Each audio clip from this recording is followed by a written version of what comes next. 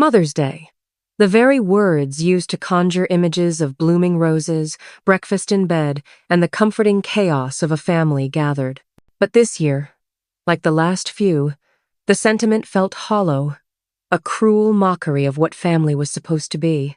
My name is May Anderson, and I am 62 years old, a widow for 3 years now, navigating the quiet solitude of a large, empty house in the affluent suburbs of Greenwich, Connecticut. I had spent my life building a business, a successful artisanal bakery chain called May's Delights, from a single, humble storefront into a regional powerhouse.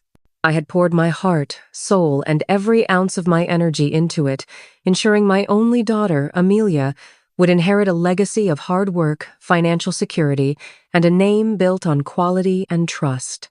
What I hadn't realized was that the very success I had created would become the leverage for my own quiet suffering, a silent currency in a transaction of love I was losing.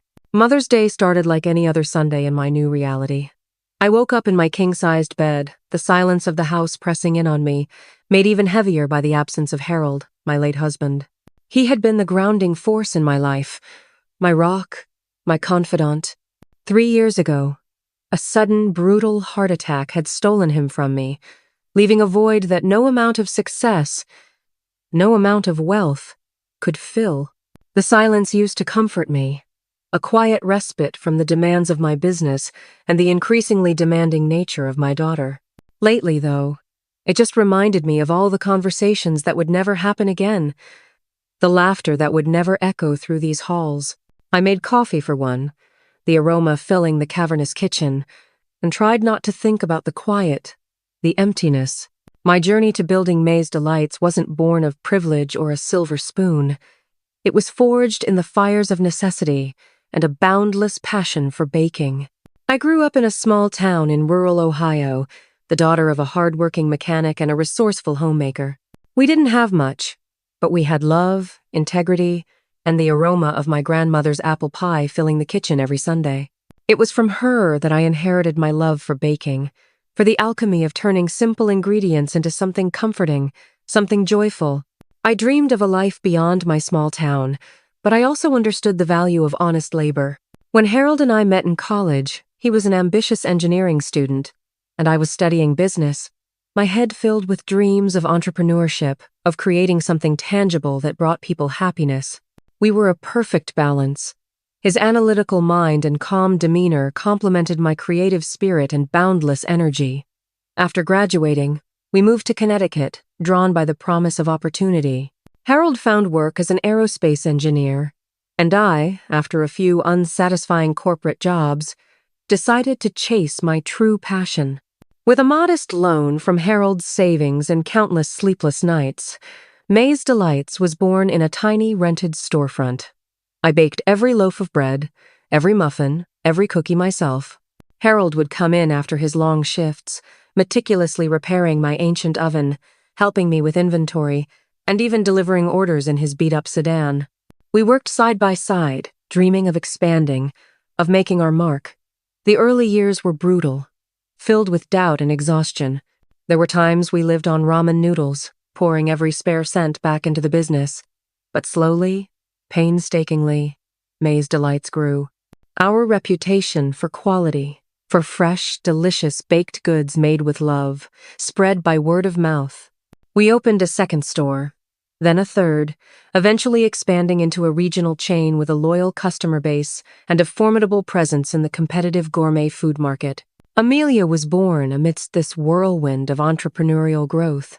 She was our miracle, our only child, cherished and adored. We doted on her, perhaps too much. We wanted to give her everything we hadn't had: security, opportunity, a childhood free from financial worry. But in our eagerness to provide, we might have inadvertently cultivated a sense of entitlement. She always had the best clothes, the latest gadgets, the most exclusive summer camps. Harold, with his quiet wisdom, would sometimes voice his concerns. "May," he'd say, watching Amelia demand a new designer handbag despite already having several, "we're teaching her that happiness comes from acquisition, not contribution. She doesn't understand the value of hard work." I would brush off his concerns, blinded by maternal love, convinced that once she was older, she'd appreciate all we had given her. "She's just a child, Harold. She'll grow out of it." How wrong I was. As Amelia entered her teenage years, the shift became more pronounced. She became increasingly image-conscious, obsessed with appearing wealthy and sophisticated. She was brilliant, no doubt, effortlessly charming when she wanted to be, but her focus narrowed to social status and material possessions. She looked down on my bakery, despite it being the source of her comfortable lifestyle. "It smells like flour all the time, Mom," she'd complain, wrinkling her nose after visiting my office. "And the customers are so common." She would ask for loans for designer clothes or lavish trips with friends, promising to repay me, promises that evaporated like morning mist. When I gently reminded her, she would turn defensive, accuse me of not trusting her or holding her back. Harold would step in, his calm voice deflecting her accusations, trying to instill some sense of responsibility. He was always the diplomat, the steady hand that kept our family from veering too far off course. Then she met David Sterling in college. David, the epitome of old New England money, a corporate lawyer in training, whose family name alone carried a weight of prestige. Amelia was instantly captivated by their world of exclusive country clubs, Nantucket summers, and generational wealth. She molded herself to fit perfectly into their high society circles, shedding her more modest upbringing with alarming speed. She spoke of connections, prestige, and appearances with a fervor that unnerved me. She'd casually dismiss my hard-earned success, calling May's Delights quaint or a nice little local business, as if it were a quaint hobby rather than a multi-million-dollar enterprise that had put her through elite private schools and provided her with an unburdened life. When she announced her engagement to David, I was happy for her, truly. But the wedding, a lavish affair that cost more than some people made in a decade, felt less like a celebration of love and more like a carefully orchestrated public display of the Sterling's power and Amelia's ascension into their elite world. Of course, I paid for a significant portion of it, a gesture of maternal love that was met with casual acceptance rather than genuine gratitude. My carefully chosen dress, a classic silk gown, felt understated next to Eleanor Sterling's dazzling couture. I felt like a provincial relative, tolerated but not truly welcomed. After graduating, Amelia refused to join May's Delights. Despite my long-held hope that she would one day take over the reins, she claimed it was too small time, too much work for too little prestige. Instead, she pursued a career in high-end event planning, a field that allowed her to rub shoulders with the wealthy and influential, a world where appearances were everything. She reveled in coordinating million-dollar weddings and exclusive galas, always quick to name-drop her celebrity clients. I tried to be supportive, genuinely, but the subtle dismissiveness in her voice whenever she talked about my bakery, the way she would subtly change the subject if a Sterling family member asked about my little business, stung. Harold's sudden death 3 years ago left an unfillable void.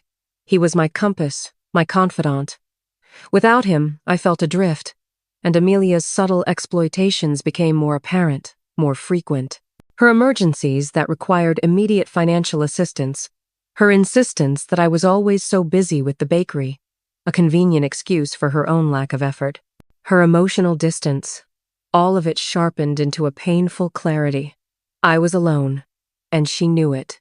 She saw my vulnerability not as something to protect, but as something to exploit. Amelia had called the night before Mother's Day, her voice distant and formal, lacking any genuine warmth. "Mom, we're having brunch at David's mother's house tomorrow. You should come. 1 o'clock sharp." Should come. Not "we'd love to have you," or "please join us." Just an obligation disguised as an invitation, a royal summons to witness her grandeur. I arrived at Eleanor's sprawling estate precisely at 1 o'clock, my modest Lexus looking almost out of place among the gleaming BMWs, Mercedes, and Teslas lining the circular driveway. The estate was a testament to old money, sprawling across acres of impeccably manicured lawns, punctuated by ancient oak trees and blooming hydrangeas. A grand fountain, a cherubic figure spilling water from an urn, dominated the circular drive. I could already hear the tinkling of laughter and the clinking of champagne glasses spilling from the meticulously manicured backyard. Patricia, Eleanor's stoic housekeeper, ushered me through the grand foyer, past museum-quality art, priceless tapestries, and gleaming antique furniture, into a sun-drenched patio overflowing with guests. The air was thick with the scent of lilies and expensive perfume, mingling with the subtle aroma of a gourmet-catered brunch. Liveried staff circulated with trays of mimosas and miniature quiches. Amelia spotted me instantly. Her smile, usually so captivating, felt practiced, almost brittle. She was a vision in a designer sundress, a creation of silk and lace that probably cost more than my entire wardrobe, her hair perfectly coiffed, her diamond earrings sparkling. She embraced me briefly, a quick, almost perfunctory hug that felt more like a social obligation than a genuine display of affection. Her cheek was cool against mine, her scent a blend of expensive perfume and champagne. "Mom! You made it! Great!" She sounded relieved, as if my presence was a box she had to check. She introduced me to a blur of David's relatives, impeccably dressed cousins, aunts with perfectly coiffed silver hair, distant connections with the same detached politeness that seemed to be a Sterling family trait. Eleanor Sterling, formidable in a tailored linen suit that looked custom-made, offered me a tight, unsmiling nod, her eyes assessing, calculating. "May, so glad you could join us." Her tone suggested the opposite, a polite dismissal, an implicit question of why I was even there. As the brunch progressed, I watched Amelia, my heart aching with a mixture of pride and profound sadness. She was so beautiful, so poised, so perfectly at home in this world of wealth and privilege. She glided through conversations, effortlessly charming, her laughter ringing out, blending seamlessly with the refined chatter. Yet, she felt miles away, light years removed from the bright-eyed little girl who used to bake cookies with me in our cozy kitchen. Her face dusted with flour, her laughter uninhibited. The shift in her had been gradual, insidious, like a slow-acting poison. From the moment she started dating David in college, she began to change, subtly at first, then with increasing speed. She became more image-conscious, more obsessed with designer labels, with social climbing, with the relentless pursuit of perceived perfection. Her conversations became saturated with discussions of net worth, exclusive clubs, prestigious addresses, and the endless demands of her burgeoning career as a high-end event planner, a career she pursued with ruthless ambition, leveraging her sterling connections at every turn. My life, my bakery, my simple values seemed to shrink in comparison, becoming something she tolerated, something she had to endure, rather than something she cherished or respected. I recalled countless instances of her dismissiveness. Once, during a family dinner at my house, she had openly critiqued the antique sideboard Harold and I had painstakingly restored. "It's so rustic, Mom. Don't you think something more contemporary would fit better with David's aesthetic?" Another time, she had borrowed a significant sum from me for a crucial business investment. A sum I later learned was spent on a lavish, last-minute trip to Milan with David for a fashion show. When I gently broached the subject of repayment, she had sighed dramatically. "Mom, you know how busy I am. Besides, it's not like you need it. You have the bakery." Her casual entitlement was breathtaking. Harold, with his quiet wisdom, had tried to mediate. "Amelia," he'd said, his voice gentle but firm, "your mother built that business with her own hands. That money isn't just extra. It's her security, her legacy." But Amelia had simply shrugged, already distracted by her phone, dismissing his words as the ramblings of an outdated generation. Without Harold's steady hand, her demands grew bolder, her dismissiveness more pronounced. The gift exchange began. Eleanor, radiating an air of expectant grandeur, took center stage. Amelia and David approached her, beaming, their faces alight with a performative affection that made my stomach churn. "Happy Mother's Day, Eleanor," Amelia exclaimed, her voice dripping with affection, so different from the clipped, almost impatient tone she used with me. David handed Eleanor a small velvet box, dark blue, the kind that held something truly valuable. As she opened it, gasps rippled through the gathered guests, a collective murmur of awe. Inside, nestled on a bed of satin, was a magnificent diamond ring, its facets catching the sunlight, winking like 1,000 tiny stars. And, David added, his voice smooth and confident, we've booked a 2-week cruise for you and Dad through the Mediterranean. All expenses paid, of course. From Venice to Santorini, stopping in all your favorite ports. Eleanor's face, usually so impassive, softened into a genuine, radiant smile. Her eyes, usually cold and assessing, gleamed with unadulterated pleasure. Oh, my dears. You truly outdo yourselves. It's exquisite. She held up her hand, admiring the dazzling stone. And a cruise? You know how I've always dreamed of the Mediterranean? Thank you. Thank you both. She pulled Amelia into a tight embrace, patting her cheek with genuine warmth. You are truly the daughter I never had, Amelia. So thoughtful, so generous. The words, though not meant for me, struck me like a physical blow, a cold, sharp shard of glass piercing my heart. The daughter I never had. The phrase echoed in my ears, amplified by the polite murmurs of approval from the other guests, mocking me. My own daughter, my only child, the one I had raised, sacrificed for, poured my heart and soul into. I watched as Amelia basked in Eleanor's lavish praise, her face flushed with triumph, a self-satisfied smirk playing on her lips. It was a performance, a transaction, a blatant display of where her loyalties lay. Her eyes met mine briefly across the crowded patio, a fleeting glimpse of something that looked like triumph mixed with a flicker of defiance, quickly masked. Then, it was my turn. Amelia approached me, her smile faltering slightly. A hint of something resembling embarrassment flickered in her eyes, quickly masked by a practiced, indifferent expression. She held out a small, brightly colored gift bag, hastily wrapped, the tissue paper crumpled. It looked like it had been an afterthought, picked up at the last minute from a pharmacy convenience store. Happy Mother's Day, Mom. Her voice was casual, almost an afterthought, devoid of the effusiveness she had shown Eleanor. I reached inside the bag, my fingers trembling almost imperceptibly. They closed around something light, thin, and distinctly plastic. I pulled it out. It was a plastic flower, a cheap, gaudy thing, its petals a lurid shade of neon pink, attached to a flimsy green plastic stem. It looked like something from a dollar store children's party favor. Tucked beneath it was a small, folded note on a piece of paper torn from a spiral notebook. Not even a proper card. I unfolded it, my hands shaking now with a tremor I could not control. The note, written in Amelia's elegant script, seemed to mock me with its casual cruelty. Happy Mother's Day, Mom. Sorry I can't be there much. You're always busy with the bakery anyway. Thanks for everything. Love, Amelia. My heart, already bruised, shattered into a million tiny pieces. A $5 plastic flower. A dismissive note that shifted blame onto me, subtly accusing me of prioritizing my work over her. The casual cruelty of it, the thinly veiled accusation that my life, my work, my bakery, was somehow a barrier to her affection. My own daughter.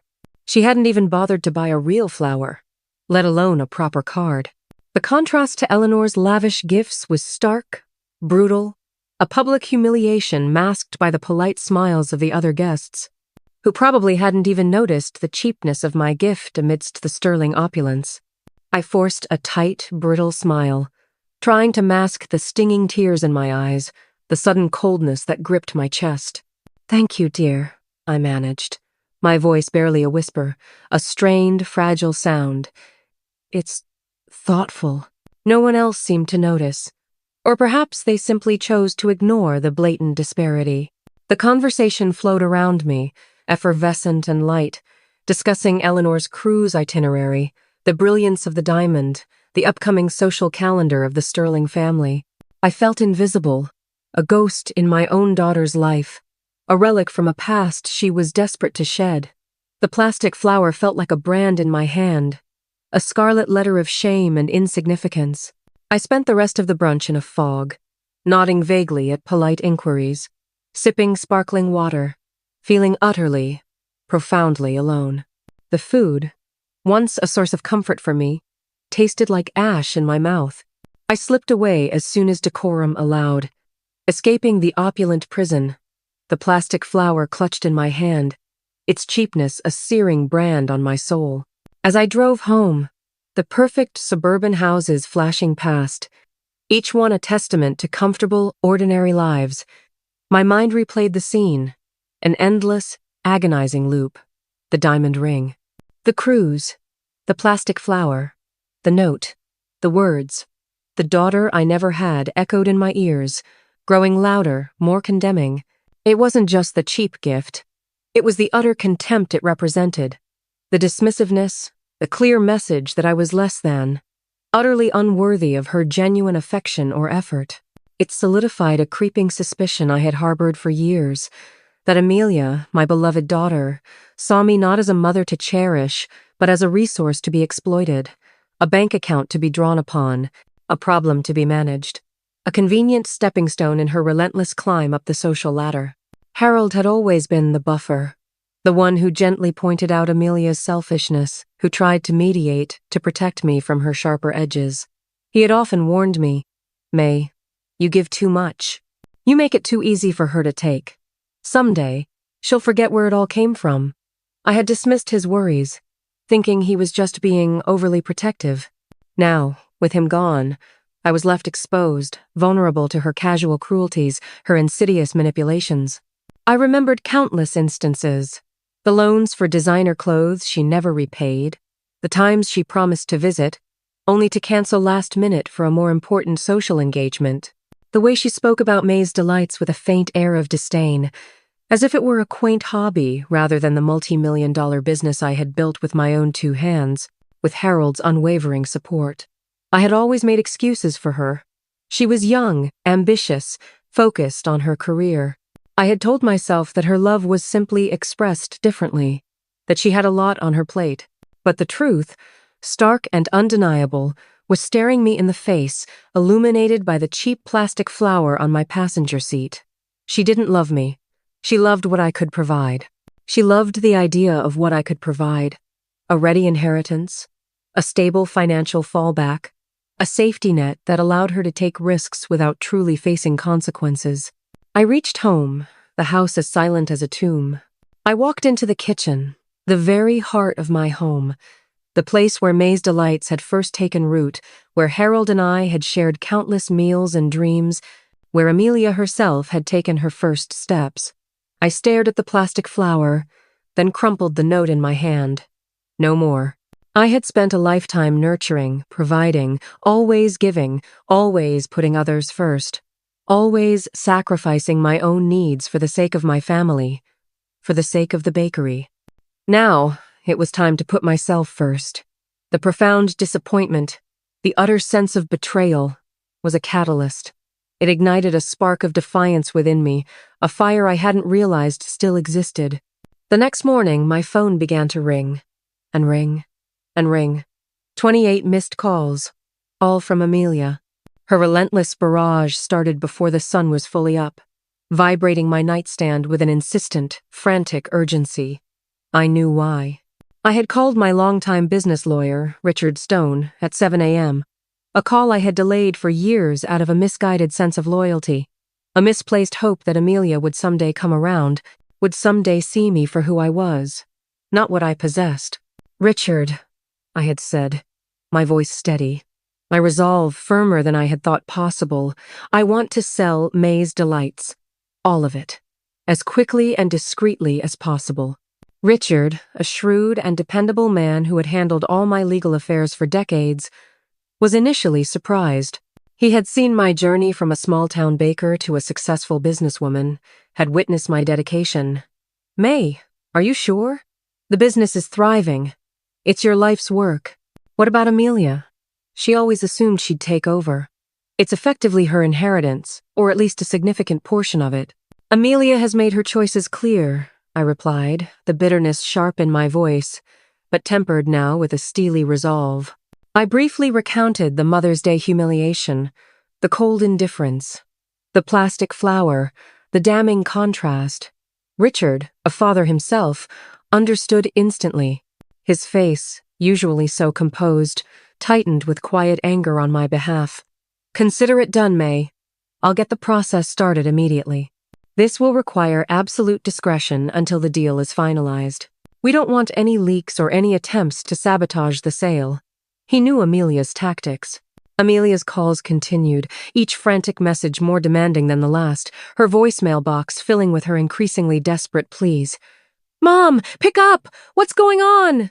I heard rumors about the bakery. You can't be serious. This is my future.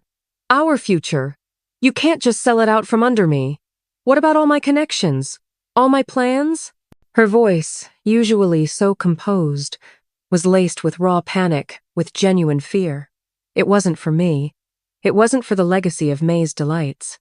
It was for her inheritance, her perceived right to my hard-earned wealth, the safety net that allowed her reckless ambition to flourish. This was about money, not love. This was about control, not concern. And that stark realization, cold and hard, solidified my decision. I would not buckle. The plastic flower, now sitting on my kitchen counter, was a constant, tangible reminder of why I was doing this. The process of selling May's Delights was swift, efficient, and, thanks to Richard's meticulous planning, remarkably confidential. The business was highly sought after, a local success story with a sterling reputation, a proven track record of profitability and customer loyalty. Within weeks, we had multiple serious offers from national food conglomerates and investment firms. I chose a large, ethical, national food conglomerate that promised to maintain the brand's integrity, uphold its quality standards, and, crucially, retain and treat my loyal employees well. The sale price was substantial, far more than I had anticipated, securing my financial future beyond anything I could ever need. The final papers were signed quietly in Richard's discreet downtown office, exactly 2 weeks after that humiliating Mother's Day brunch. No fanfare, no media attention, no public announcements, just the quiet scratch of pens on paper, sealing my newfound freedom. It was a liberation, not just a transaction. Then, I called Amelia. I didn't want her to hear it from anyone else, not from a news report, not from a gossiping acquaintance. My voice was calm, devoid of the emotion that had churned within me for months, for years. "Amelia," I began, my voice clear and steady. "I've sold May's Delights." A stunned, deafening silence on the other end of the line. I could almost hear her processing the words, her mind scrambling to comprehend the magnitude of what I had just said. Then, a shriek, sharp and piercing enough to make me wince. "What? Mom! How could you? You sold it? Without telling me? That was supposed to be mine. Our inheritance. My legacy. How could you betray me like this?" Her voice rose to a hysterical pitch, raw with disbelief, fury, and a profound sense of entitlement. "It was my business, Amelia," I replied, my voice unwavering, firm, infused with a newfound strength. "I built it. Every single brick, every oven, every recipe, every customer. Harold and I poured our lives into it. It was never yours to inherit as a given, and I chose to sell it. It's my money to do with as I please, and I'm going to enjoy it. I'm going to travel, pursue my hobbies, and live a life free from obligations." The word hung in the air, pointed, weighted with years of unspoken resentment and suppressed pain. "Obligations?" she screamed, her voice cracking with rage. "I'm your daughter, your only child. This is a betrayal. You're ruining my life. David will be furious. His family will never understand. You've embarrassed me. How could you do this to me?" Her focus, as always, was entirely on herself, her perceived losses, her social standing. "Perhaps," I said, a faint, almost imperceptible smile touching my lips, a bitter acknowledgement of the irony. "Perhaps they'll finally understand that some things, like loyalty and respect, can't be bought with designer rings or luxury cruises." and that some people, like me, are no longer willing to be taken for granted, to be used as a stepping stone or a perpetual ATM. My love, Amelia, was always given freely, but my hard work was earned, and it seems you never understood the difference. I paused, letting the silence stretch, letting my words sink in, a final, unvarnished truth.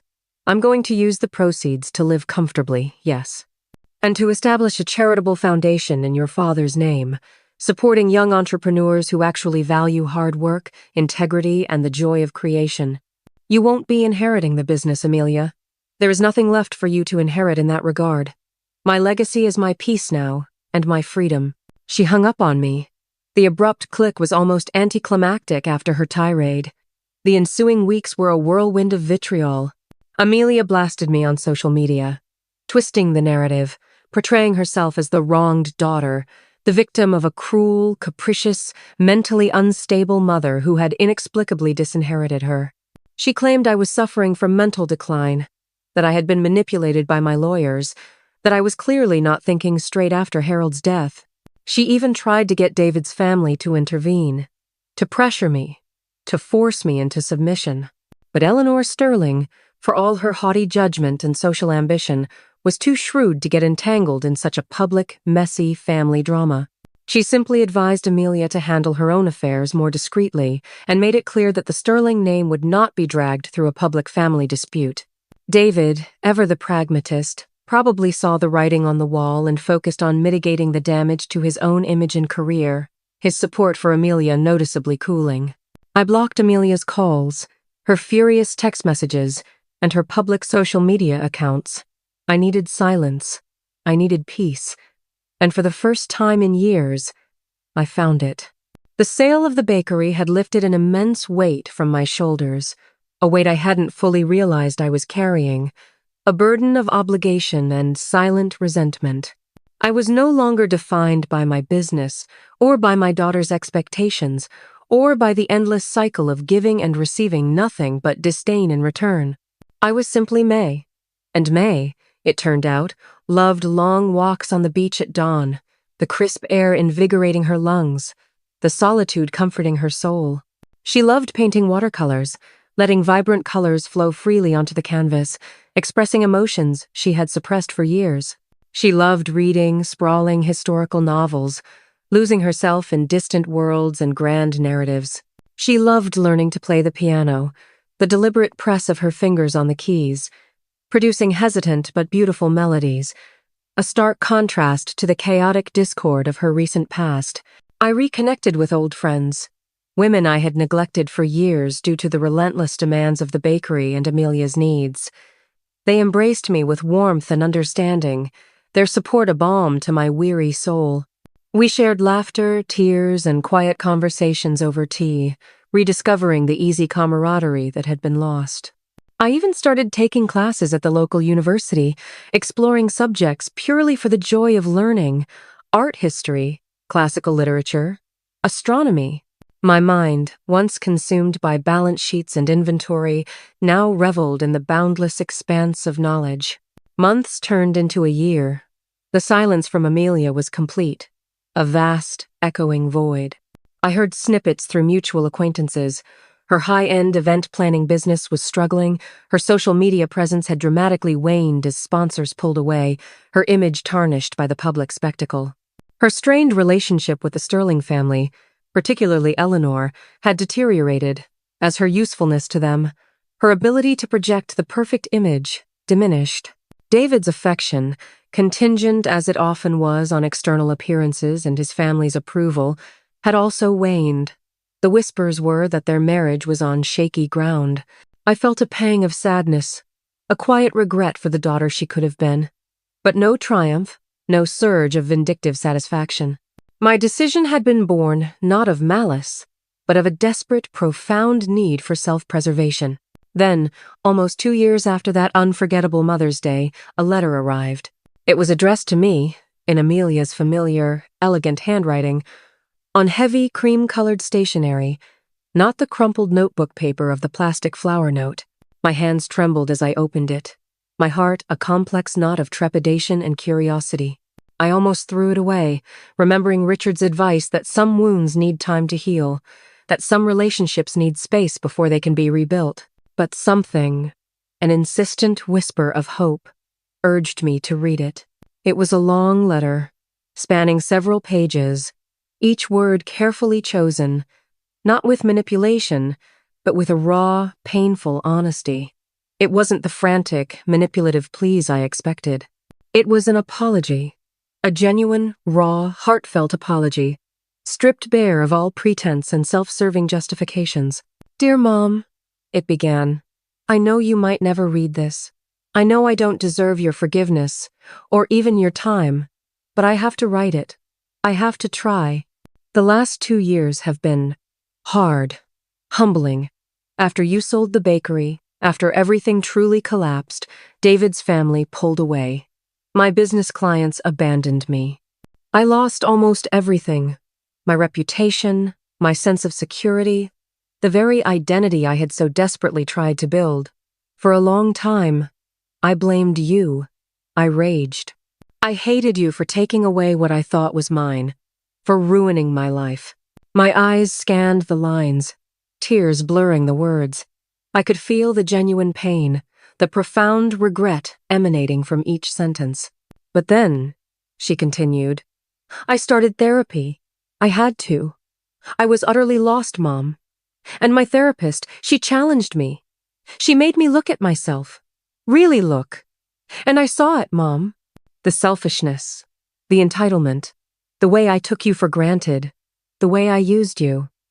I saw the cheap plastic flower, and I finally truly understood how it must have made you feel. I saw how I treated you, not as a mother, but as a bank, as a resource. I was so caught up in the Sterling's world, in trying to be someone I wasn't, in chasing a superficial ideal of success and status, that I lost sight of who I was and who you were to me.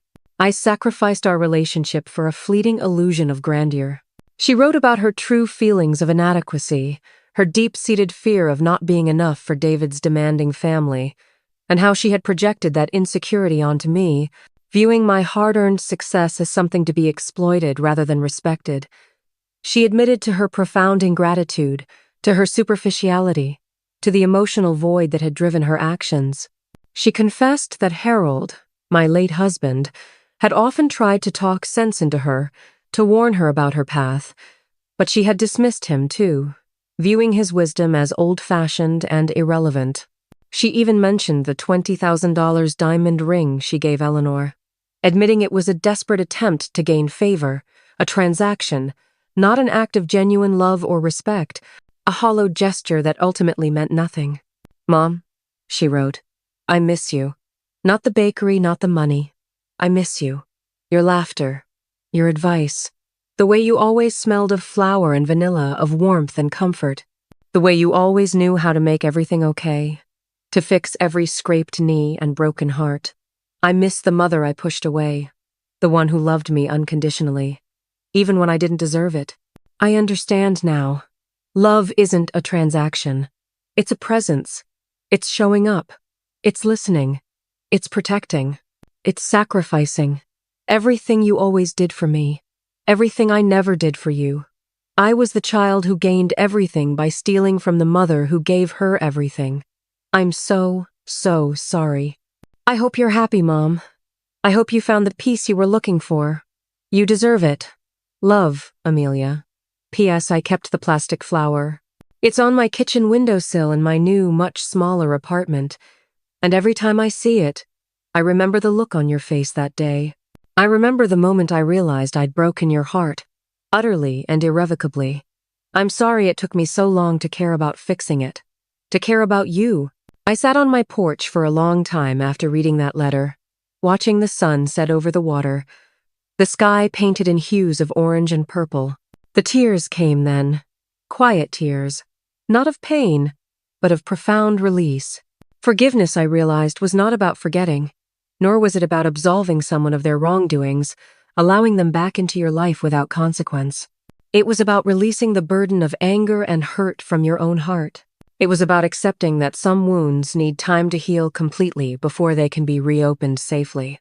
Some relationships need space, a profound distance, a period of true introspection and change, before they can be rebuilt on a foundation of truth instead of obligation, resentment, or manipulation. I went inside and wrote a response. "Dear Amelia," I began, "thank you for your letter. It means more to me than you know. But I didn't mail it that day, or the next day, or the next week, or even the next month. I held on to it. Maybe someday we'd find our way back to each other. Maybe. But for now, I was content to be free. Free from guilt. Free from manipulation. Free from the exhausting job of trying to buy love that should have been given freely. I was 62 years old, and for the first time in decades, I was truly living my own life. On my own terms. It was enough. More than enough. My life now is filled with the simple joys I had long neglected. I paint in the mornings, the canvas a vibrant testament to my newfound freedom. Each brushstroke a release. I volunteer at a local animal shelter, finding solace and pure, unadulterated joy in the unconditional love of creatures who simply want care and affection, with no ulterior motives. I travel, exploring ancient cities and serene landscapes, from the bustling markets of Marrakech to the quiet beauty of the Scottish Highlands, no longer bound by business schedules or family obligations. I eat what I want, sleep when I want, and my days are filled with people who value me for who I am, not what I can provide. My closest friends, the women who stood by me through Harold's illness and death, are my chosen family, a testament to the power of genuine connection and enduring loyalty. Sometimes, late in the evenings, as the sun sets behind my quiet house, casting long shadows across the garden, I think of Harold. I think of the life we built, the lessons he taught me. He always said, "Love fiercely, May, but don't let it blind you to the truth. Some people will take until there's nothing left. You have to know when to close the well." And he was right. My story isn't one of revenge, not in the traditional sense of inflicting pain. It's a story of liberation, of reclaiming my dignity, of understanding that true strength often lies not in fighting harder, but in knowing when to walk away, when to draw a firm boundary, when to prioritize your own well-being. The hundreds of millions I received from the bakery sale were not just money, they were a testament to my hard work, my resilience, and now, they were the key to my freedom, allowing me to live a life aligned with my authentic values, no longer a resource to be exploited, but a person to be cherished and respected. Amelia has occasionally sent me updates, short emails, more measured now, humble. I respond occasionally, politely, keeping a healthy distance, a necessary boundary. She is trying, I believe, to rebuild her life, to understand what true value means beyond financial gain or social status. She's working a modest job, living in a smaller home, truly learning the meaning of responsibility and self-sufficiency. Her marriage to David did, predictably, end. I hope she finds genuine happiness, a happiness not contingent on external validation or the exploitation of others. People are capable of change, and families too are capable of resurrection, but it requires patience, wisdom, and a willingness to confront uncomfortable truths. It requires a genuine change of heart, not just a desperate plea when the money runs out. My journey taught me that true wealth isn't just financial abundance, but the freedom to build a life aligned with your authentic values. The painful path from exploitation to autonomy ultimately led to something precious, the space to discover who I truly was, beyond the family-assigned role of perpetual provider. As I move forward, I carry this understanding like a compass, that family should be the people who help you become more fully yourself, not those who demand you diminish yourself to serve their needs.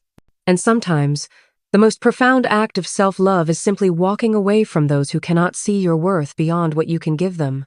Have you ever had to set difficult boundaries with family members who took advantage of your generosity? How did you reclaim your dignity and find peace?